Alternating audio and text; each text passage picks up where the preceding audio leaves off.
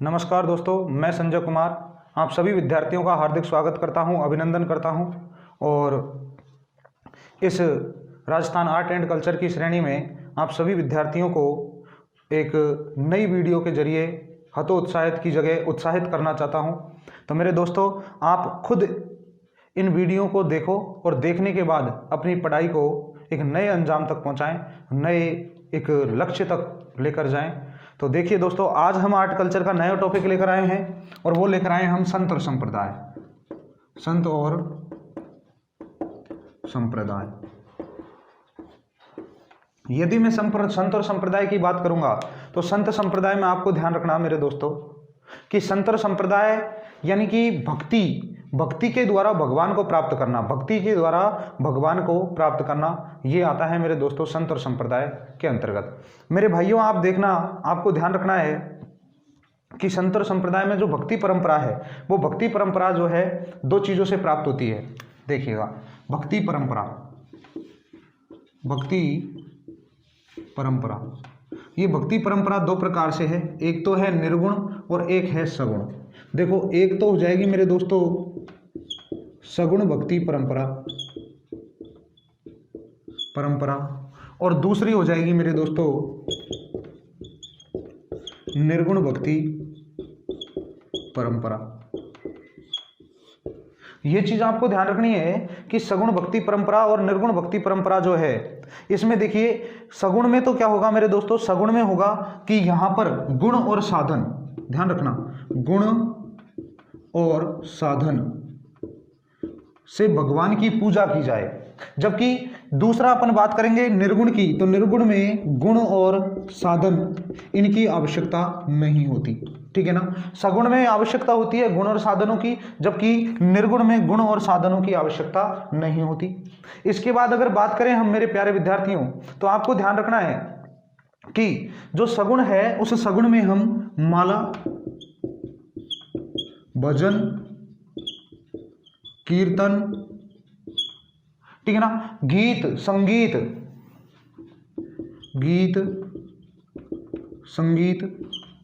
है ना, इनसे मतलब ध्यान रखना सगुण भक्ति परंपरा में गुण और साधन, गुण साधन कौन कौन से होते हैं? माला जपना, भजन भगवान का भजन करना, कीर्तन भगवान का कीर्तन करना, कीर्तन के साथ साथ गीत और संगीत, भगवान के जो गीत संगीत होते हैं उन संगीतों का क्या करना है, आपको गान करना है, और भगवान की साधनों के साथ क्या करनी है, पूजा करनी है। जबकि यहां पर हम बात करेंगे तो यहां पर माला, भजन, कीर्तन और गीत संगीत, ये गीत संगीत यहां पर बिल्कुल वैध नहीं होते। यहां पर बिना संगीत के, बिना भजन कीर्तन के, बिना माला के पूजा की जाती है। यानी कह सकते हैं कि इनका क्या किया गया है मेरे दोस्तों, विरोध किया गया है। यहाँ पर क्या किया गया है, यहाँ पर विरोध किया गया है।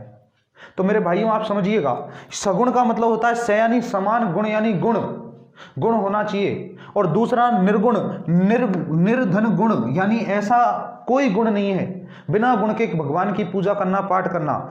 ठीक है दोस्तों, आपको ध्यान रखना है कि इसमें ईश्वर जो माना गया है, यानी ईश्वर जो है इसमें कैसा है, साकार। ईश्वर इसमें मेरे दोस्तों कैसा है, साकार, यानी ईश्वर साकार है और साकार रूप में भगवान की क्या की गई है, पूजा की गई है। जबकि इधर अपन बात करेंगे ईश्वर की, तो इसमें कैसा है मेरे दोस्तों, इसमें है निराकार निर्गुण।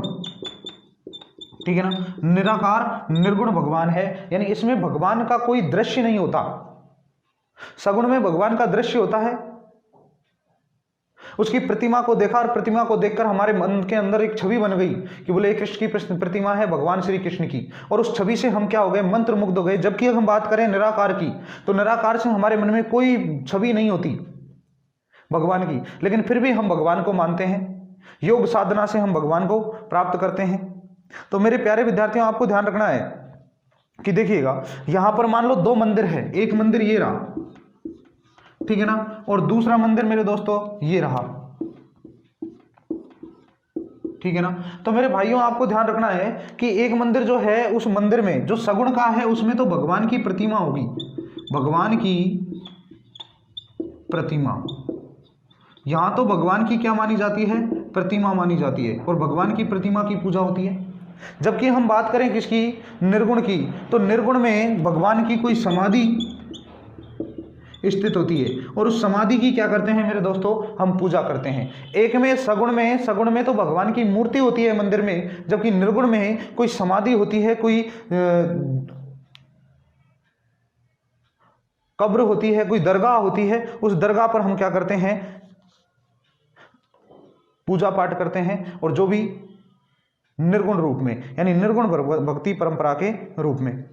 अब देखिए दोस्तों, अगर हम बात करें तो निर्गुण भक्ति परंपरा और सगुण भक्ति परंपरा के संत कौन कौन से हुए। सबसे पहले तो आपको ध्यान रखना है निर्गुण भक्ति परंपरा और सगुण भक्ति, पहले एक बार स्क्रीनशॉट लीजिए, फिर हम आगे बढ़ते हैं। चलिए,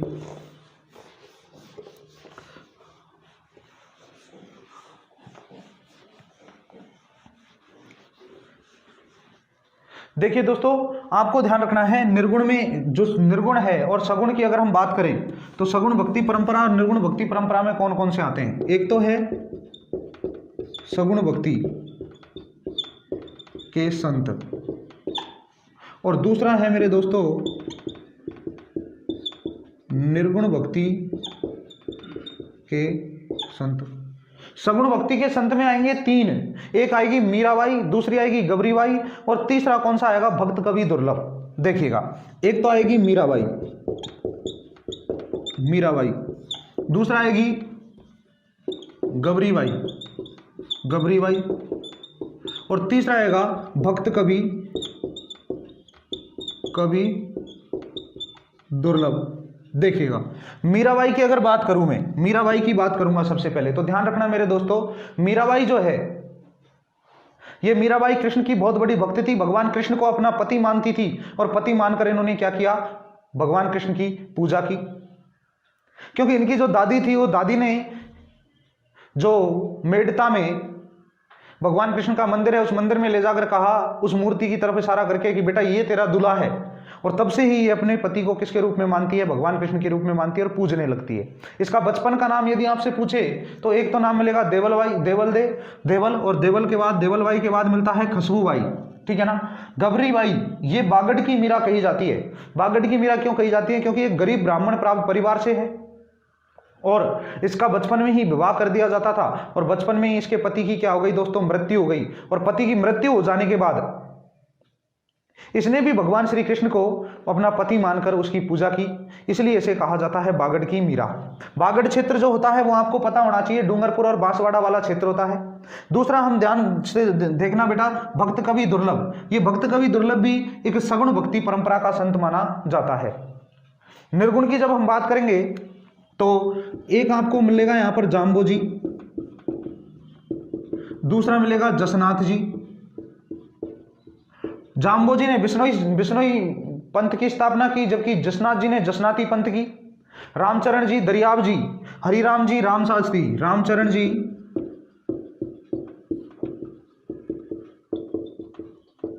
दरियाव जी, हरिचरण जी, ठीक है ना। इसके बाद मेरे दोस्तों रामदास जी के बाद दादू दयाल, और दादू दयाल के बाद सुंदरदास।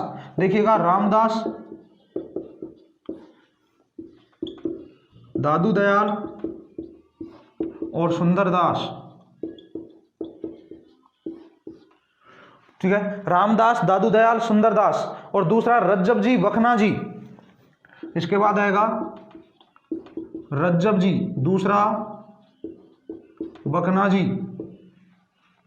और बात करें हम तो इसके बाद आता है लालदास जी, और लालदास जी के बाद संत दास जी, लालगिरी जी, ठीक है ना। लालदास जी इधर लिख देता हूं यहीं पर ही, लालदास जी,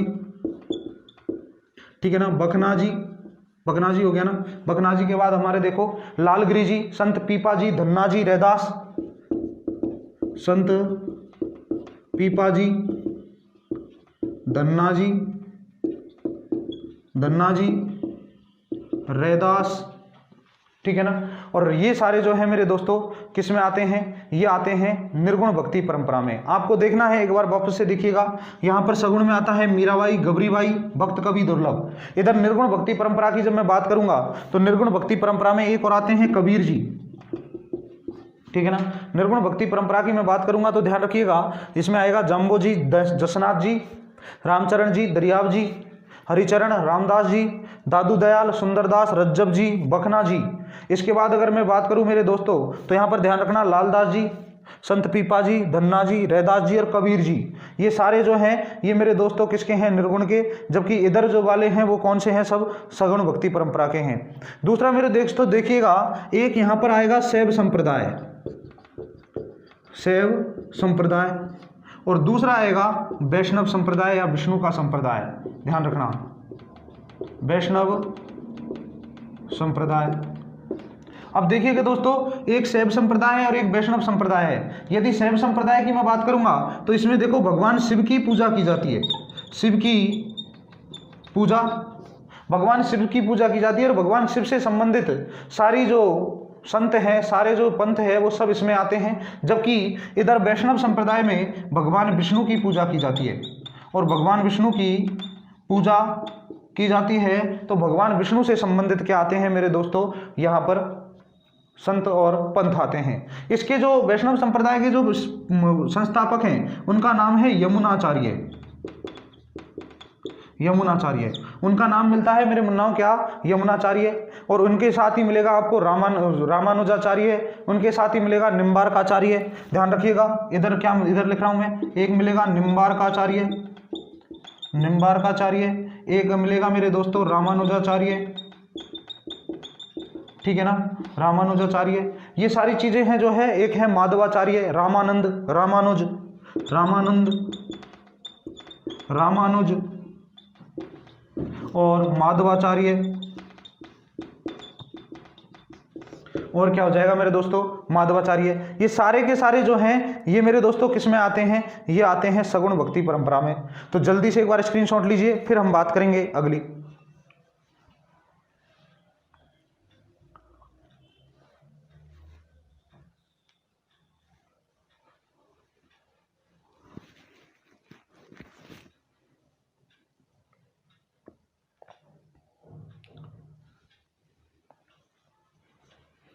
अब देखिए दोस्तों, कुछ संत ऐसे भी हुए हैं जिन्होंने सगुण भक्ति परंपरा को भी अपनाया और निर्गुण भक्ति परंपरा को भी अपनाया। कुछ संत हैं जो कि सगुण भक्ति परंपरा को भी अपनाते हैं और निर्गुण भक्ति परंपरा को भी अपनाते हैं। तो मैं अब कैसे लिखूंगा, देखिए ध्यान रखिएगा कि सगुण प्लस निर्गुण भक्ति परंपरा को अपनाने वाले संत। अच्छा, सगुण और निर्गुण भक्ति परंपरा को जिन्होंने अपनाया वो है कौन से? देखिए, पहला मिलेगा आपको कौन सा? संत मावजी। पहला मिलेगा संत मावजी, ठीक है ना। दूसरा आपको मिलेगा मेरे दोस्तों कौन सा? संत चरणदास जी। दूसरा आपको मिलेगा मेरे मुन्नाओं कौन सा? चरणदास जी। तीसरे जब हम बात करेंगे तो तीसरे हमारे एक संत है और संत का नाम मेरे दोस्तों क्या मिलता है? आपको ध्यान रखना है, हरि सिंह सांकला। हरि सिंह सांकला। ये तीनों के तीन जो संत हैं इन्होंने सगुण को भी अपनाया और सगुण के साथ साथ मेरे दोस्तों निर्गुण को भी अपनाया। सगुण को भी अपनाया और सगुण के साथ साथ निर्गुण को अपनाया। अच्छा, इन्होंने एक संप्रदाय की स्थापना की और उसका नाम था निष्कलंक संप्रदाय। निष्कलंक संप्रदाय, निष्कलंक संप्रदाय की स्थापना की। और दूसरा जो है मेरे दोस्तों ध्यान रखना, चरणदास जी ने, इनके नाम से ही याद रखना, चरणदासी संप्रदाय, चरणदासी संप्रदाय की स्थापना की। देखो, संत माव जी ने निष्कलंक की, जबकि चरणदास जी ने चरणदासी की। और यहां पर एक दोस्तों हरि सिंह सांकला है जिसने की थी निरंजनी संप्रदाय, निरंजनी संप्रदाय की स्थापना। पहला देखिए संत माव जी ने निष्कलंक संप्रदाय की। दूसरा देखिए चरणदास जी, चरणदासी संप्रदाय की। तीसरा देखिए कौन? हरि सिंह सांकला, जिन्होंने निरंजनी संप्रदाय की स्थापना की। और मेरे दोस्तों ध्यान रखना, क्या ध्यान रखोगे? ध्यान रखना कि संत मावजी जो है इन्हें कहा जाता है बागड़ का धनी। इनको कहा जाता है बागड़ का धनी, बागड़ का धनी। आपसे पूछ लेगा सीधा सीधा, बागड़ का धनी राजस्थान के किस संत को कहा जाता है? तो बागड़ का धनी मेरे दोस्तों कहा जाता है किसको? संत मावजी को। और बागड़ क्षेत्र जो है वो डूंगरपुर और बांसवाड़ा वाला क्षेत्र है। दूसरा आपको ध्यान रखना है कि निरंजनी शंकर संप्रदाय की जिसने स्थापना की हरि सिंह सांकला ने, ये किससे प्रभावित हुए थे? ये प्रभावित हुए थे मेरे दोस्तों हडबूजी सांकला से, हडबूजी सांकला।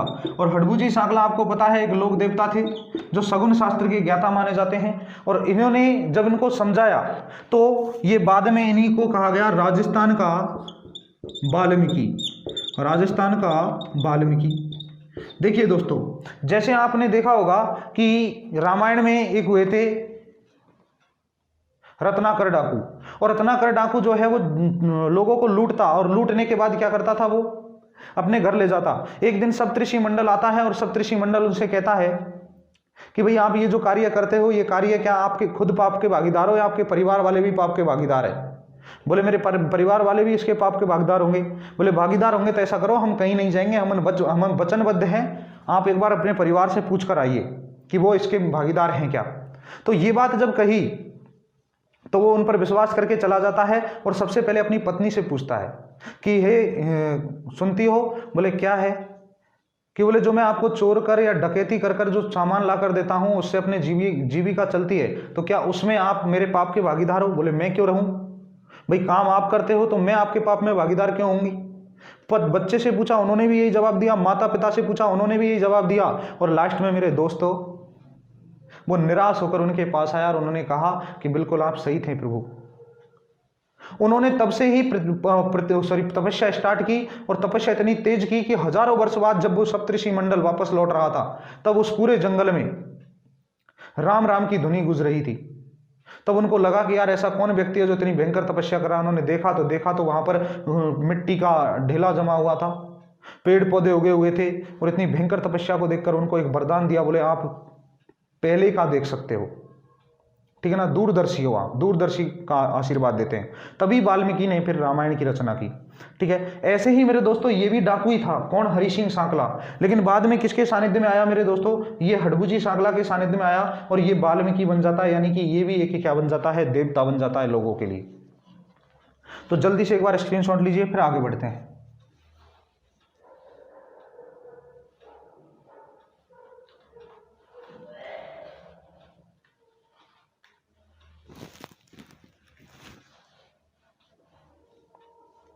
चलिए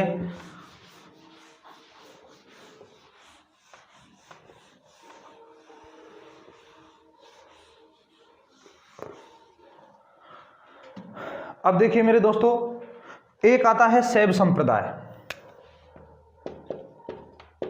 शैव संप्रदाय, इस शैव संप्रदाय की मैं बात करूंगा तो आपको ध्यान रखना है प्यारे विद्यार्थियों कि इसमें भगवान शिव की पूजा की जाती है। और भगवान शिव की पूजा और आराधना जो की जाती है, या तो उसके रूप की, स्वरूप की जाती है, उसके अवतार की पूजा की जाती है, ध्यान रखना। और इसके अवतार की पूजा करने के साथ साथ ही मैं आपको बता दूं कि ये जो शैव संप्रदाय है, शैव संप्रदाय अनेक रूपों में विभाजित किया गया है। और नयनार, इसे नयनार कहा जाता है। दक्षिण भारत में शैव संतों को नयनार कहा जाता है। देखिएगा शैव संप्रदाय, इसमें भगवान शिव की पूजा आराधना की जाती है, पहली बात तो। दूसरी बात रूप स्वरूप की। तीसरी बात ध्यान रखना, इनके अवतार की पूजा की जाती है। और दक्षिण भारत में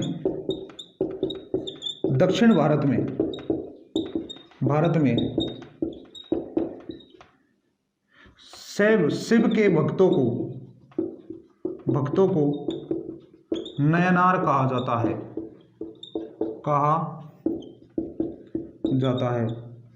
नयनार कहा जाता है दक्षिण भारत में। अच्छा, ये जो संप्रदाय है शैव संप्रदाय, इस शैव संप्रदाय को भी अलग अलग भागों में विभाजित किया गया था। एक तो नाथ संप्रदाय, नाथ संप्रदाय के साथ साथ मेरे दोस्तों ध्यान रखना लकुली संप्रदाय, कापालिक संप्रदाय, लिंगायत संप्रदाय और कश्मीरी शैव संप्रदाय। देखिएगा पहला जो होगा, यहां पर ध्यान से देखिएगा, पहला होगा नाथ संप्रदाय,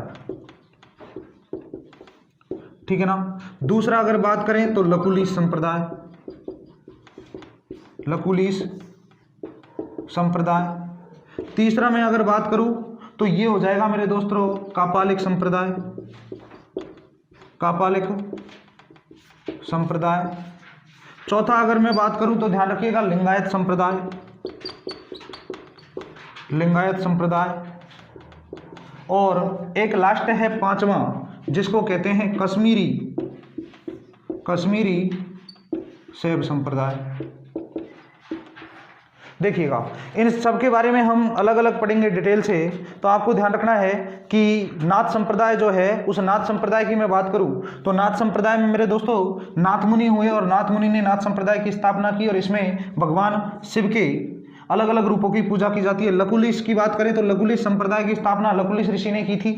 दूसरा कापालिक, कापालिक में जो साधु होते हैं वो क्या होते हैं मेरे दोस्तों, कापालिक में जो साधु होते हैं वो साधु मेरे भाइयों ये होते हैं जो अघोरी होते हैं, अघोरी रूप में माने जाते हैं। दूसरा आपको ध्यान रखना है लिंगायत संप्रदाय, लिंगायत में भगवान शिव के लिंग की पूजा की जाती है। जबकि कश्मीरी शैव संप्रदाय जो है उसमें कश्मीर में जो भगवान शिव के भक्त हैं उनको कश्मीरी शैव संप्रदाय कहा जाता है। तो जल्दी से एक बार स्क्रीनशॉट लीजिए, फिर बढ़ते हैं आगे।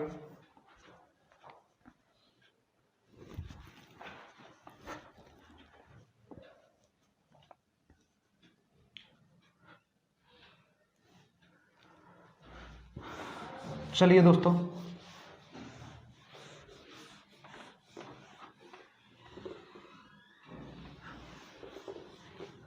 अब सबसे पहले हम बात करेंगे नाथ संप्रदाय की। किसकी बात करेंगे? नाथ संप्रदाय, नाथ संप्रदाय। नाथ संप्रदाय की जब मैं बात करूंगा तो इसे कहा जाता है योग संप्रदाय, अवधूत संप्रदाय, सिद्ध मत सिद्ध मार्ग संप्रदाय भी इसी कहा जाता है। योग संप्रदाय, अवधूत संप्रदाय, सिद्ध मत सिद्ध मार्ग संप्रदाय से कहा जाता है। देखिएगा इसे ही कहा जाता है योग संप्रदाय, ठीक है ना। अवधूत संप्रदाय, अवधूत संप्रदाय, और इसे ही कहते हैं सिद्ध मत सिद्ध मार्ग संप्रदाय। एक तो होगा योग संप्रदाय, दूसरा होता है अवधूत संप्रदाय, तीसरा होता है मेरे दोस्तों सिद्ध मत सिद्ध मार्ग संप्रदाय, सिद्ध मत सिद्ध मार्ग संप्रदाय। अब इसके प्रवर्तक की जब मैं बात करूंगा, किसकी बात करूंगा? प्रवर्तक की। तो प्रवर्तक आपको ध्यान रखना है कि इसका प्रवर्तक थे मत्स्येंद्र नाथ। इसके प्रवर्तक कौन थे? मत्स्येंद्र नाथ। इन्हें मेरे दोस्तों कहा जाता है नाथ मुनि, ठीक है ना। इन्हें ही कहा जाता है योगिनी कौल, योगिनी कौल, ठीक है ना। इन्हें मेरे दोस्तों कहा जाता है क्या? लुईस सिद्धपाद, लुईस सिद्धपाद, ठीक है ना। लुईस सिद्धपाद इन्हें कहा जाता है। और सीधा ध्यान रखना मेरे दोस्तों कि लुईस सिद्धपाद इन्हें जो कहा जाता है वो कहां पर कहा जाता है? तिब्बत में, तिब्बत में। तिब्बती जो लोग होते हैं वो तिब्बती लोग मेरे दोस्तों क्या कहते हैं? इसको लुईस सिद्धपाद कहते हैं। और मेरे भाइयों यहां पर आपको ध्यान रखना, ये जो लोग हैं ये लोग भगवान शिव को योग के द्वारा प्राप्त मानते हैं, योग के द्वारा भगवान की प्राप्ति, भगवान की प्राप्ति। ध्यान रखना, योग के द्वारा भगवान की क्या की जाती है? प्राप्ति की जाती है मेरे भाइयों, योग के द्वारा भगवान की प्राप्ति। अब आपको एक चीज ध्यान रखना है, एक तो होता है योग और एक होता है योगा, दोनों अलग अलग होते हैं, ध्यान रखिएगा। एक तो होता है योग और एक होता है योगा, दोनों में बिल्कुल फर्क है। देखिएगा योग का मतलब होता है कि एक ही स्थान पर शरीर की पांचों इंद्रियों को बिल्कुल एक ही स्थान पर लाते हैं और भगवान का भजन पूजन करते हैं। दूसरा आपको ध्यान रखना है दोस्तों, योगा जो है वो योगा एक स्थान पर नहीं करके अलग अलग स्थानों पर किया जाता है, एक स्थान के अलावा दूसरे स्थान पर भी किया जाता है।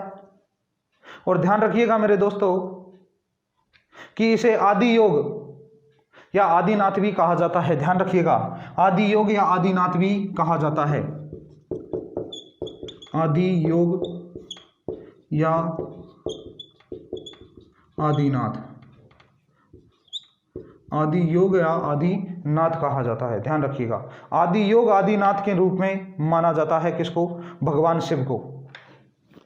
इसमें देखिएगा, इसमें भगवान शिव को किसको माना जाता है मेरे दोस्तों? भगवान शिव को। भगवान शिव को क्या माना जाता है? आदि योग और आदिनाथ माना जाता है। दूसरा मेरे दोस्तों ध्यान रखना कि सर्वाधिक या भगवान को प्राप्ति का जो एक तरीका माना गया है वो योग साधना मानी गई है। तो ये आपको जल्दी से एक बार स्क्रीनशॉट लेना है, फिर बढ़ते हैं मेरे भाइयों आगे।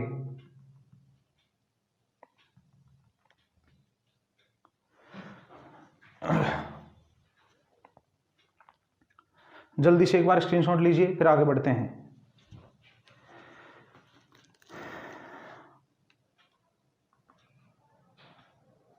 देखिए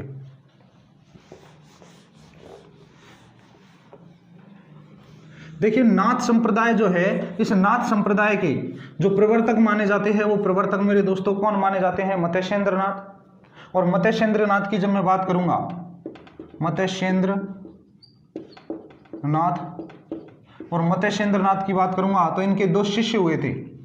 मत्स्येंद्र नाथ के दो शिष्य हुए थे। एक का नाम था गोरखनाथ, एक का नाम था गोरखनाथ और दूसरे का नाम था मेरे मुन्नाओ जालंधर नाथ।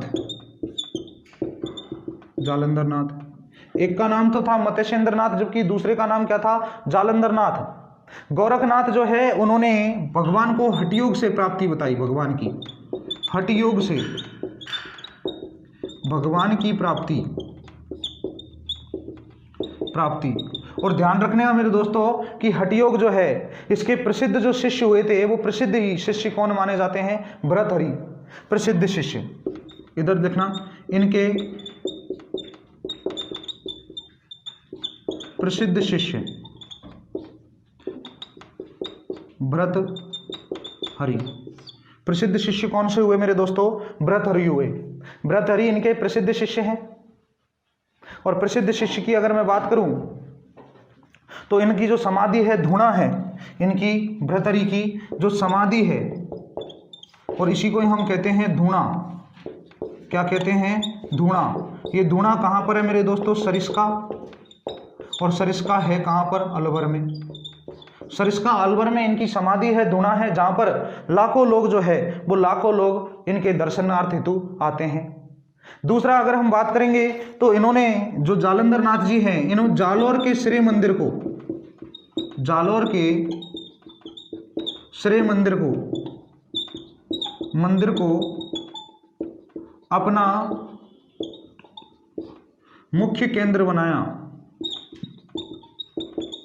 मुख्य केंद्र बनाया। जालोर के श्री मंदिर को अपना मुख्य केंद्र बनाया।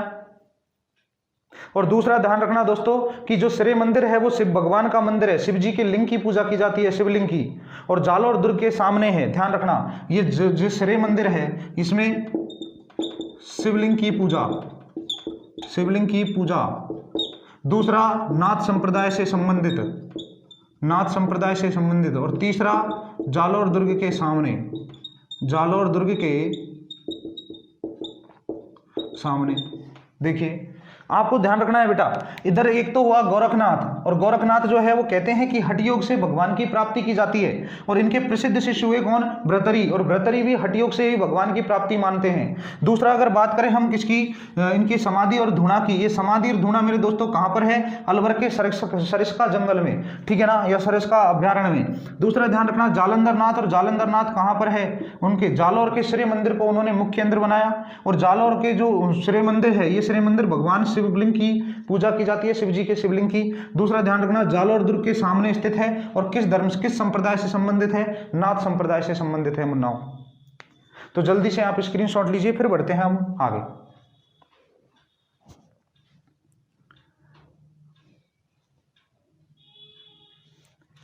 देखिए अगला,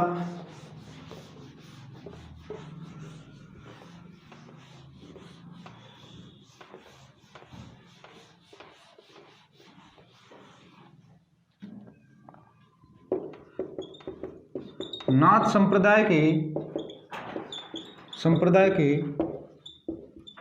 प्रमुख पंथ। नाथ संप्रदाय की क्या है रे? प्रमुख पंथ है रे, ठीक है ना। इसमें पहला आता है बैराग पंथ, पहला आता है बैराग पंथ। और जब मैं पहले बैराग पंथ की बात करूंगा तो दोस्तों ये है कहां पर? राता डूंडा, और राता डूंडा है कहां पर? पुष्कर के निकट, और पुष्कर के निकट भी कहां पर है? नागौर में। अच्छा, नागौर और अजमेर की कहीं हद तक क्या लगती है? सीमाएं लगती हैं, तो इसलिए ये नागौर में आता है, ना कि ये कहां पर आता है मेरे दोस्तों? अजमेर में। तो ध्यान रखना, राता डूंडा, राता डूंडा, और ये है कहां पर? मैं सिर्फ इतना बता रहा हूं कि पुष्कर के निकट है, इसलिए आपको कंफ्यूजन नहीं होना है।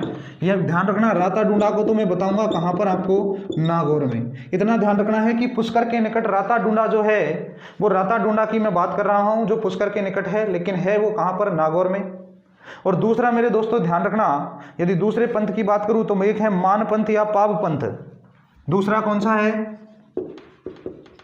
मान पंथ, या इसे ही कहते हैं पाव पंथ, ठीक है ना। मान पंथ या पाव पंथ, ठीक है। और ध्यान रखिएगा दोस्तों कि मान पंथ और पाव पंथ जो है, महामंदिर और उदय मंदिर, यह इसका मुख्य केंद्र जो है कौन सा है? महामंदिर और उदय मंदिर, महामंदिर और उदय मंदिर, ठीक है ना। महामंदिर और उदय मंदिर को प्रमुख केंद्र बनाया इन्होंने। और देखिए दोस्तों, ये है कहां पर? ये महामंदिर और उदय मंदिर है जोधपुर में। कहां पर है मेरे मुन्नाओं? जोधपुर में। महामंदिर और उदय मंदिर है जोधपुर में है। दूसरा आपको ध्यान रखना है कि ये जो मंदिर है ये 80 खंभों पर निर्मित है। कितने खंभों पर? 80 खंभों, 80 खंभों पर निर्मित है, सबसे बढ़िया बात।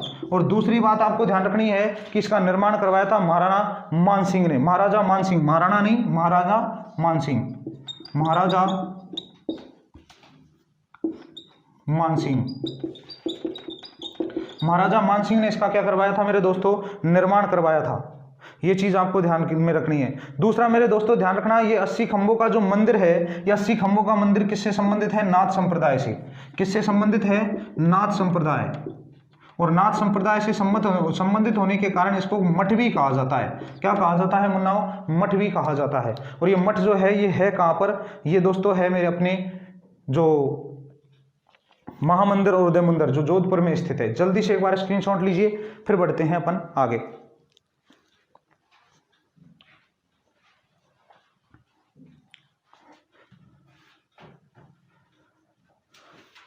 चलिए दोस्तों अगला,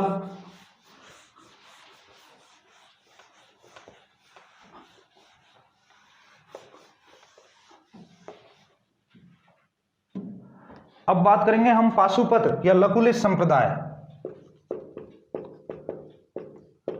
पाशुपत या लकुलिश संप्रदाय, पाशुपत या लकुलिश संप्रदाय। मेरे दोस्तों पाशुपत और लकुलिश संप्रदाय की बात करें तो प्रवर्तक जो है वो कौन है? लकुलिश ऋषि है। पहली बात तो प्रवर्तक दोस्तों कौन है? लकुलिश ऋषि, लकुलिश ऋषि, ठीक है ना। लकुलिश ऋषि प्रवर्तक माने जाते हैं। और भगवान शिव की दिन में कई बार पूजा की जाती है, यानी अनेकों बार पूजा की जाती है इसमें। भगवान शिव की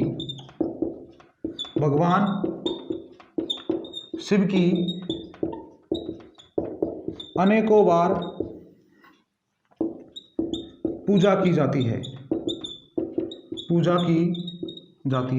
भगवान शिव की अनेकों बार पूजा की जाती है। और राजस्थान में एकमात्र मंदिर है एकलिंगनाथ जी मंदिर, इससे संबंधित ध्यान रखना।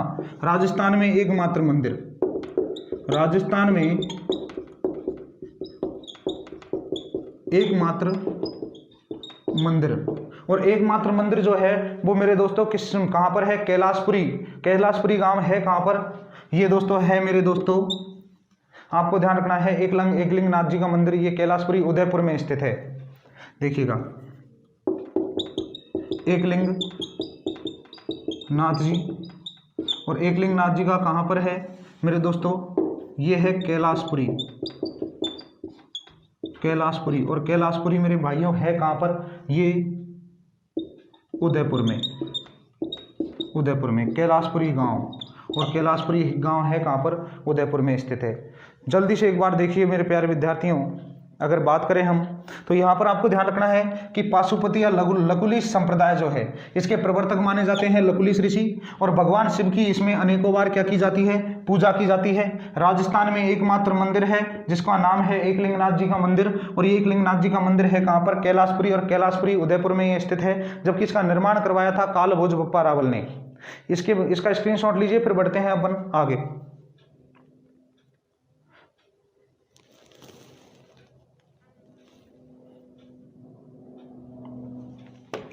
चलिए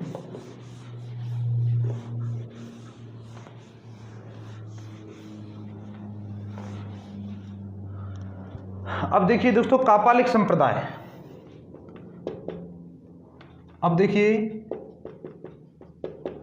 कापालिक संप्रदाय, और कापालिक संप्रदाय की मैं बात करूं तो मेरे दोस्तों ध्यान रखना कि भैरव के रूप में शिव की पूजा की जाती है। इसमें सबसे पहली बात क्या है, भैरव के रूप में शिव की पूजा, भैरव के रूप में शिव की पूजा की जाती है। दूसरा मेरे दोस्तों इसमें तांत्रिक होते हैं, तांत्रिक भगवान शिव के जो भक्त होते हैं वो तांत्रिक होते हैं। तांत्रिक के साथ साथ ये शमशान घाट में रहते हैं और सुरापान करते हैं। ये कहाँ रहते हैं मेरे दोस्तों, शमशान घाट, और शमशान घाट के साथ साथ ये सुरापान करते हैं। सुरापान किसमें करते हैं, व्यक्ति की खोपड़ी में, मृत व्यक्ति की खोपड़ी में, मृत व्यक्ति की खोपड़ी की कटोरी में, खोपड़ी की कटोरी में, ठीक है ना, मृत व्यक्ति की खोपड़ी की कटोरी में। दूसरा नरबलि को वैद्य मानते हैं, ध्यान रखना, नरबलि को वैद्य मानते हैं। वैद्य का मतलब क्या होता है मेरे दोस्तों, ये जानते हैं कि नरबलि जो है वो नरबलि बिल्कुल वैद्य है। दूसरा आपको ध्यान रखना है, इसमें अगला आएगा कौन सा, लिंगायत। और लिंगायत की बात करें तो लिंगायत संप्रदाय में भगवान शिव के लिंग की पूजा की जाती है। भगवान शिव के लिंग की पूजा की जाती है। और कश्मीरी शैव संप्रदाय के लोग जो है वो कश्मीरी शैव संप्रदाय के लोग कश्मीरी घाटी में स्थित भगवान शिव की कश्मीरी शैव संप्रदाय, यानी ध्यान रखना कश्मीर में स्थित जो भक्त हैं वो भक्तों को कहते हैं कश्मीरी शैव संप्रदाय के अंतर्गत आते हैं वो। तो मेरे दोस्तों आप सभी विद्यार्थी ध्यान रखिएगा, ये जो है अपना एक संप्रदाय हुआ कौन सा, अपने शैव संप्रदाय, और शैव संप्रदाय की कुछ अलग अलग जो शाखाएं थी जिसमें हमने पढ़ा पहले नाथ संप्रदाय, दूसरा नाथ संप्रदाय लकुलिश संप्रदाय, फिर हमने पढ़ा लिंगायत, और लिंगायत के बाद हमने पढ़ा कापालिक के बाद हमने पढ़ा कश्मीरी शैव संप्रदाय। तो मेरे प्यारे विद्यार्थियों ये हमारा आज का जो संप्रदाय है शैव संप्रदाय कंप्लीट होता है। अगली वीडियो में मैं आपको पढ़ाने जा रहा हूँ वैष्णव संप्रदाय। तब तक के लिए धन्यवाद।